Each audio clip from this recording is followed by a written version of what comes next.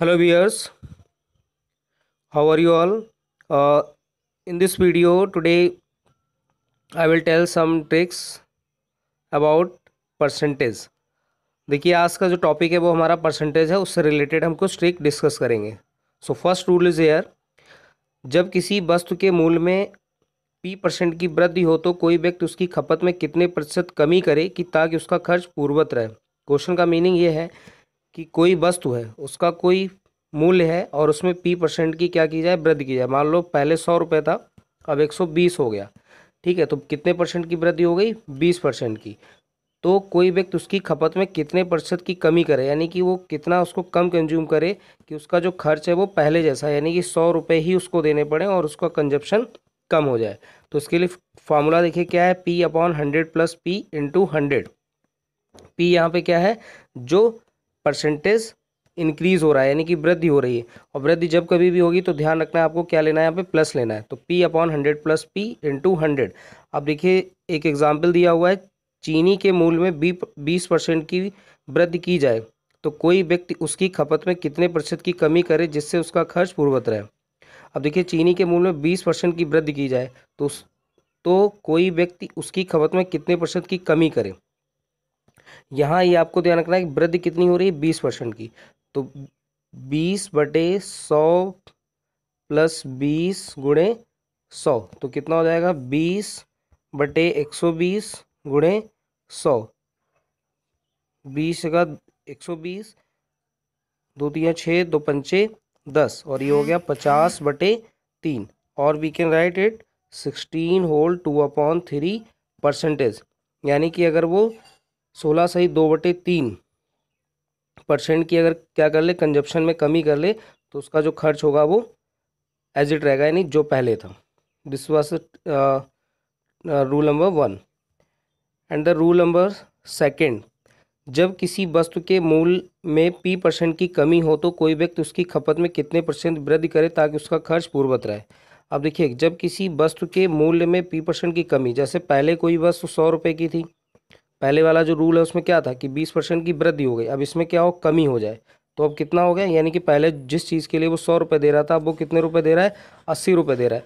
तो अब कहा गया कि वो उसका कंजप्शन कितने परसेंट की वृद्धि कर दे कि उसका खर्च क्या रहे, पूर्ववत रहे, यानी कि उसको 100 ही रुपये इस तरीके से देने पड़े. तो कंजप्शन वो कितना कर दे. तो इसके लिए ट्रिक देखिए क्या है. अब वहाँ पे क्या था, वृद्धि थी, वहाँ क्या हो रहा था, वृद्धि यानी इंक्रीज हो रहा था, यहाँ पे डिक्रीज हो रहा है. तो वहाँ क्या कर रहे थे, प्लस कर रहे थे, तो यहाँ क्या करेंगे, सब्ट्रैक्ट करेंगे. तो देखिए इसके लिए ट्रिक क्या है, देखिए P/100 माइनस P/100, ये ट्रिक है इसके लिए. अब इसी तरह इसके लिए एग्जाम्पल देखिए, चावल के मूल्य में 10% की कमी हो जाए तो कोई व्यक्ति उसकी खपत में कितने प्रतिशत की वृद्धि करे जिससे उसका खर्च पूर्ववत रहे. अब देखिए मूल्य में कितने परसेंट की कमी हुई है, 10%. तो जब कमी होगी तो क्या करेंगे, सब्ट्रैक्ट करेंगे. तो 10/100 माइनस 10/100. ओके. अब देखिए ये कितना होगा, 10/90 into 100, 0 0 cancel, 100/9. We can write it 11 whole 1/9%. This is the answer. Now the rule number 3. Rule number 3 देखिए क्या है, यदि ए की आय बी से R% अधिक हो तो बी की आय ए से कितने परसेंट कम. अब देखिए इसकी इस ट्रिक को भी आप याद कर सकते हो, इसको आप सिंपली डायरेक्ट 100 सपोज करके लगा सकते हैं. जैसे ए की आय बी से R% अधिक है तो बी की आय ए से कितने परसेंट कम है. तो ये पूछा गया है इसमें कि अगर ए की आय, तो मान लेते हैं कि ए की आय 100 है, ए की आय बी से 100% कितने R% अधिक है. तो मान लेता हूँ कि बी जो है वो, सॉरी ये बी की आय है, बी की मान लेते हैं 100 है, तो ए की क्या हो जाएगी, 1/20. अगर 20% इससे अधिक है, आर की जगह में मान लिया मैंने 20%, तो बी की आय ए से कितने प्रतिशत कम है. तो बी की आय देखिए कितना रुपए कम है, 20. तो इसी तरीके से 20 बटे कितना हो जाएगा, 120 × 100. तो देखिए अब ट्रिक कैसे यूज़ की गई है. जब ए की आय बी की आय से 25% अधिक हो तो बी की आय ए से कितने प्रतिशत कम है. जैसे ए की आय बी की आय से 25% अधिक है. क्या है कि ए की आय और ये ए है और बी है, तो बी मान लेते हैं कि बी की आय 100 है, तो ए की आय कितनी होगी 125। अब कहा गया है कि बी की आय ए से कितने परसेंट कम है, तो देखिए यहाँ पे कितने रुपए कम लग रही है 25 रुपए। अब पूछा गया कितने प्रतिशत कम है, तो प्रतिशत के लिए क्या करेंगे 25/125, यानी ए से हम कंपेयर करा रहे हैं इंटू 100। 25 5 जा 125, 5 2 जा, तो ये कितना हो गया 20%, यानी कि जो बी की आय है वो ए से 20% कम है। अब देखिए इसको फार्मूले से भी यूज़ कर सकते हैं। फार्मूले में R/100 प्लस आर लिखा है, तो आर कितना है आपको पता है 25। 100 प्लस 25 इंटू 100। अभी जब सॉल्व आप करेंगे तो ये कितना होगा 125 इंटू 100। 25 5 जा एंड 5 2 जा, और ये कितना हो जाएगा 20%।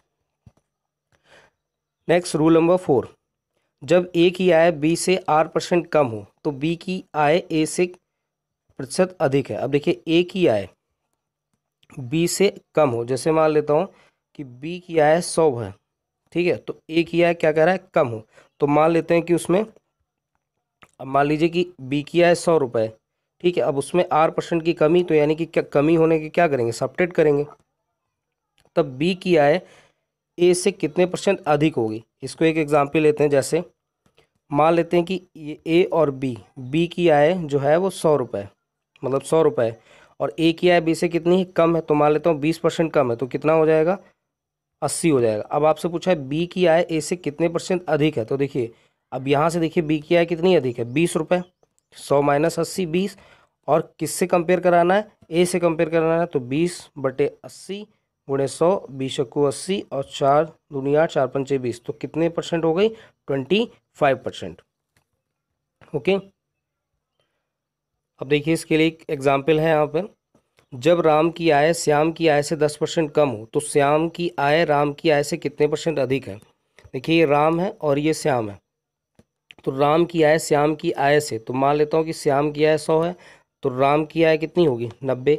अब देखिए बोला तो श्याम की आय राम की आय से कितने परसेंट अधिक है, तो श्याम कितने रुपए उसके पास अधिक है 10 रुपये, तो 10, और किससे कंपेयर कराना है राम की आय से, तो 10/90, और इसको सॉल्व करेंगे तो ये हो जाएगा 100/9, और we can write it 11 whole 1/9%। अब इसको आप फार्मूले के भी थ्रू लगा सकते हैं। अब आपको फार्मूला क्या बताया गया था R/100 माइनस आर इंटू 100, तो आर कितना है यहाँ पर 10, और 100 माइनस 10 कितना होगा 90 इंटू 100। इसको सॉल्व करेंगे तो आंसर क्या आएगा 11 होल 1/9%।